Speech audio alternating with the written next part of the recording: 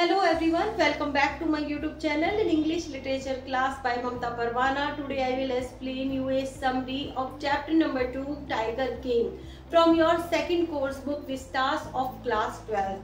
This chapter is written by Kalki. Kalki is his pen name. His full name is Ramaswamy Krishnamurthy. He was born on 9 September 1899 in Puthe, Mangalam, Chennai. इस chapter में story है प्रतिबंधपुरम के राजा की, जिनको बहुत सारे नामों से पुकारा जाता है, जैसे किलेदार मेजर, सत्यव्याग्रह संहारी, महाराजा धीराज, विश्व भुवन सम्राट और जिलानी जंग बहादुर, और भी बहुत सारे नाम है। प्रतिबंधपुरम के राजा को इन सभी नामों से पुकारा जाता है, लेकिन जो सबसे फेमस नाम है उनका टाइगर किंग। सभी लोग उनको टाइगर किंग के नाम से ही जानते हैं और टाइगर किंग के नाम से ही प्रतिबंधपुरम के राजा फेमस है। ठीक है, इस चैप्टर की जो राइटर है कल्कि, वो कहते हैं कि आज मुझे इस स्टोरी को बताने से कोई भी नहीं रोक सकता कि प्रतिबंधपुरम के राजा का नाम टाइगर किंग कैसे पड़ा। इस स्टोरी को बताने से मुझे कोई भी नहीं रोक सकता। अगर स्तूका बॉम्बर भी आ जाए, यहाँ पर देखिए स्तूका बॉम्बर एक एयरक्राफ्ट का नाम है जो कि वर्ल्ड वॉर में यूज हुआ था। तो यहाँ पर देखिए इस चैप्टर के जो राइटर है वो कहते हैं कि अगर स्तूका बॉम्बर भी अगर आ जाए ना, तो आज मुझे इस चैप्टर की स्टोरी बताने से कि प्रतिबंधपुरम के राजा का नाम टाइगर किंग कैसे पड़ा, मुझे ये बताने से कोई भी नहीं रोक सकता। इस स्टोरी में सबसे इंटरेस्टिंग पॉइंट है कि राजा की डेथ कैसे होती है, और वो आपको स्टोरी के लास्ट में ही पता चलेगा। यहाँ पर देखिए ये स्टोरी स्टार्ट होती है राजा के जन्म के साथ। यहाँ पे टाइगर किंग का जन्म होता है। टाइगर किंग जब ओनली 10 डेज के थे तो कुछ एस्ट्रोलॉजर्स को बुलाया जाता है। यहाँ पर ये जो एस्ट्रोलॉजर्स है ये भविष्यवाणी करते हैं कि इस राजा की मृत्यु का कारण एक टाइगर होगा।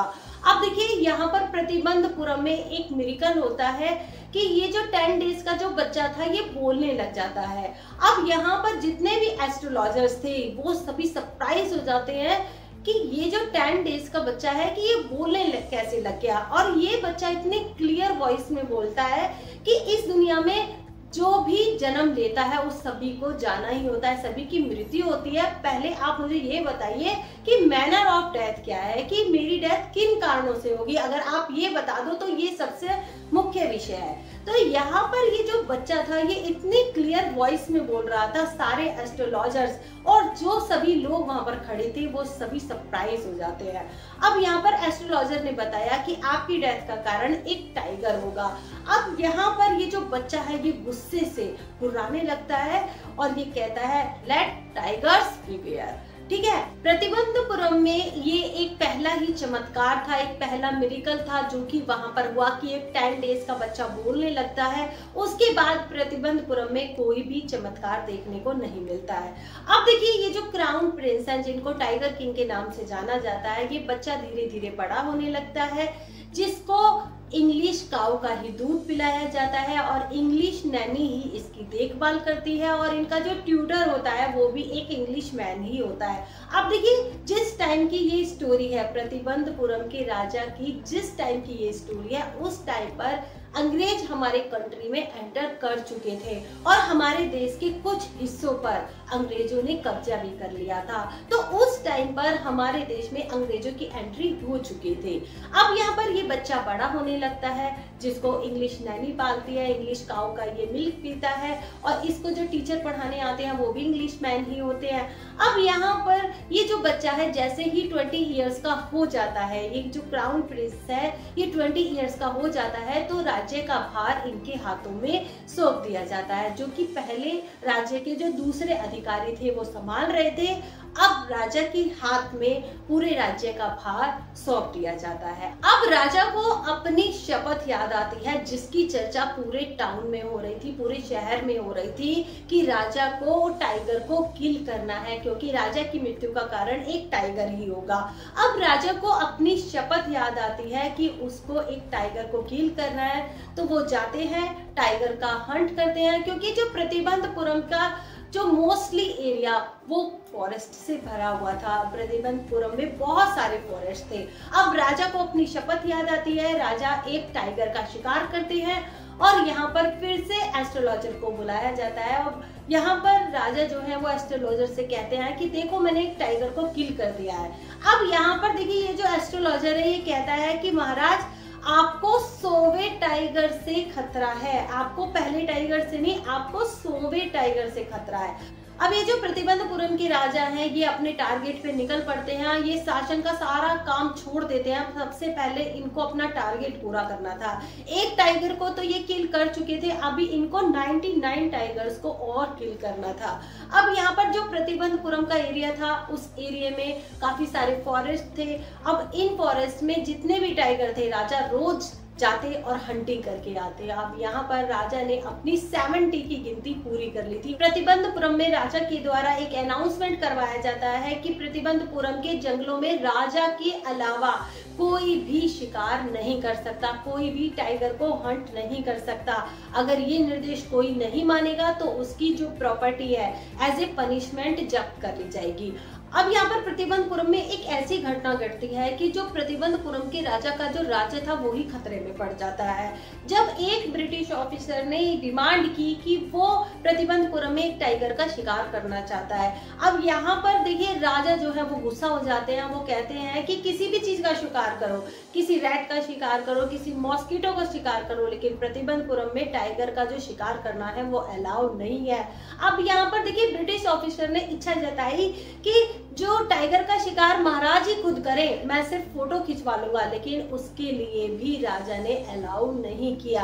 अब देखिए महाराज को ये डर सताने लगा कि कहीं ब्रिटिश ऑफिसर नाराज होकर उनके स्टेट पर कब्जा ना कर ले, तो इसीलिए उन्होंने ब्रिटिश ऑफिसर की वाइफ को 50 diamond rings as a gift भिजवाई। अब यहाँ पर ये जो 50 डायमंड रिंग्स का जो प्राइस था वो था 3 लाख रुपीस। अब यहाँ पे देखिए 3 लाख रुपीस की जो डायमंड रिंग्स थी वो ब्रिटिश ऑफिसर की वाइफ को भिजवाई गई एज ए गिफ्ट, जिससे महाराज का सिंहासन बच गया था। अब यहाँ पर देखिए महाराज अपने प्रतिबंधपुरम के इलाके से 70 टाइगर्स को किल कर चुके थे। अब देखिए आगे के जो टाइगर्स थे 30 टाइगर्स बचे थे। अब उसके लिए उनको कोई भी उपाय नहीं सूझ रहा। अब महाराज ने दीवान को बुलाया और दीवान से इच्छा जाहिर की कि मुझे शादी करनी है और एक ऐसी लड़की ढूंढो जिसके राज्य में बहुत सारे टाइगर हो, क्योंकि जो महाराजा थे वो 70 टाइगर्स को किल कर चुके थे, अभी 30 बचे थे।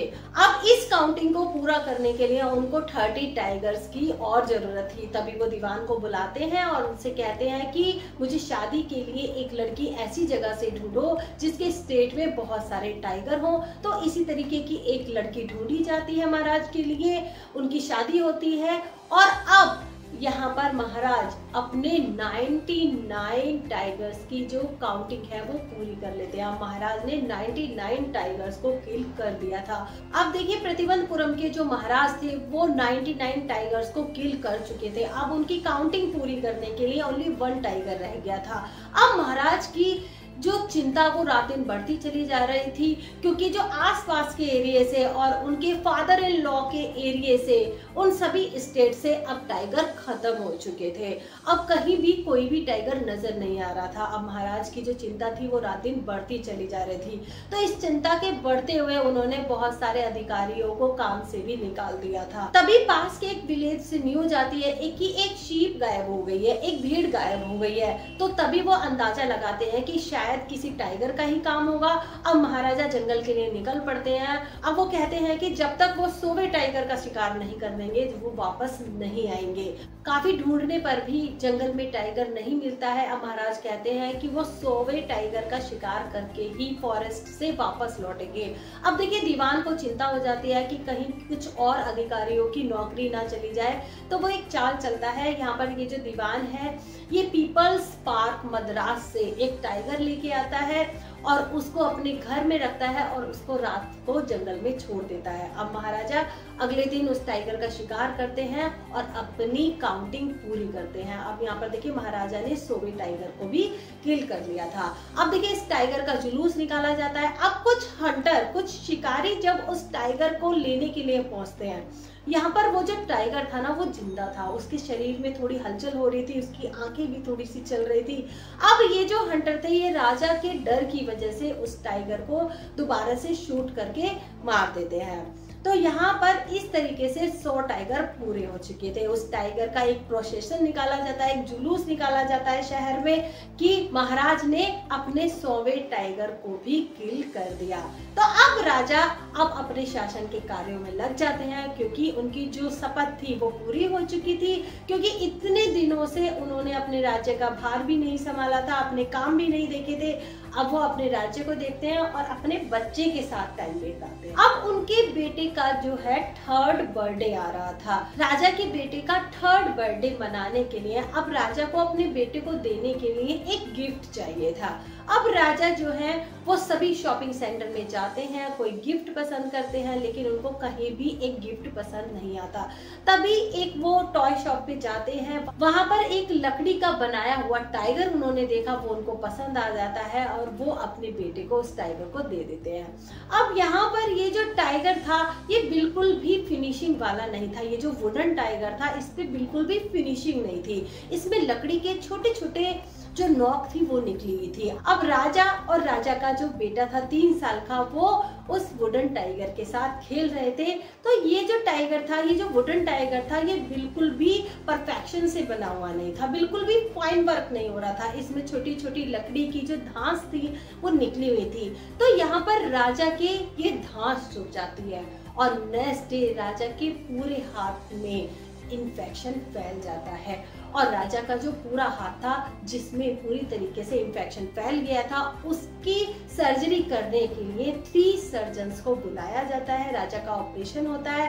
अब लास्ट में ये जो 3 सर्जन्स हैं ये कहते हैं कि जो ऑपरेशन है वो तो सक्सेसफुल हुआ, लेकिन राजा की डेथ हो गई। इस चैप्टर को जब आप पढ़ेंगे तो बहुत सारे कॉमिक एलिमेंट भी आपको पढ़ने के लिए मिलेंगे। तो इसी के साथ ही राजा की मृत्यु हो जाती है, लेकिन लास्ट में जो राजा की मृत्यु का जो कारण था वो भी एक टाइगर ही था।